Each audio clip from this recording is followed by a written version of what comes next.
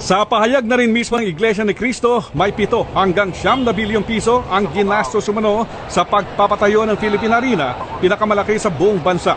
Pero ayon sa isang dating ministro ng Iglesia ni Cristo, hindi nararapat ang ganitong uri ng pagnenegosyo ng kanilang pamunuan. Hindi naman yun para sa kaluwalhatian ng Diyos, kundi ginamit nga sa mga negosyo.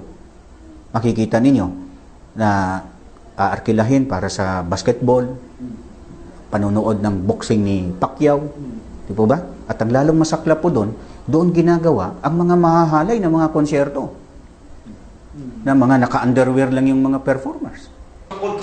Nagtataka si Yuson sa umano'y pagbenta ng pamunuan ng INC ngayon sa mga ari-arian at lupa na pag-aari ng simbahan na hindi raw ginawa nung panahon ni Eranio K. Erdi Manalo, ang pumanaw na pangalawang executive minister ng Iglesia. Nabili umano ang mga pag-aaring ito mula sa perang donasyon ng mga miyembro ng INC. Ayon na rin sa mga dokumento mula sa Housing and Land Use Regulatory Board at Land Registration Authority, naka-joint venture ng Iglesia ang isang malaking construction company sa Fort Victoria, isang marangyang condo building sa Bonifacio Global City sa The Fort, Taguig.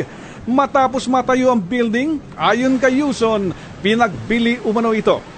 Ang dating lupa ng INC sa may Libis, Quezon City ay pinagbili na rin sa isang malaking mall. Ang prime commercial lot na pag-aari ng simbahan malapit sa mga bagong hotel casino sa Parañaque, binenta na rin umano. At ang mga naglalaki ang mga lote ng iglesia sa Antipolo City, binenta na rin. Kung susumahin, bilyong piso ang halaga ng mga ari-ariang ito.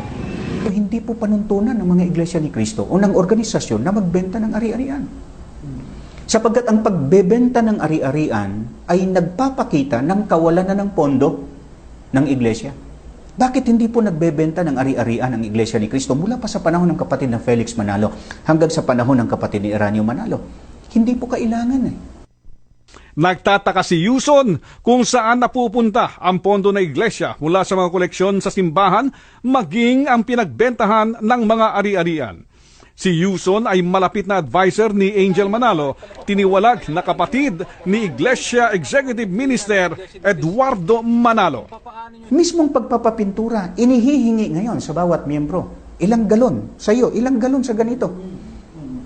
At mismong yung magpipintura noon, ang bayad noon sa labor, inihihingi rin sa kapatid.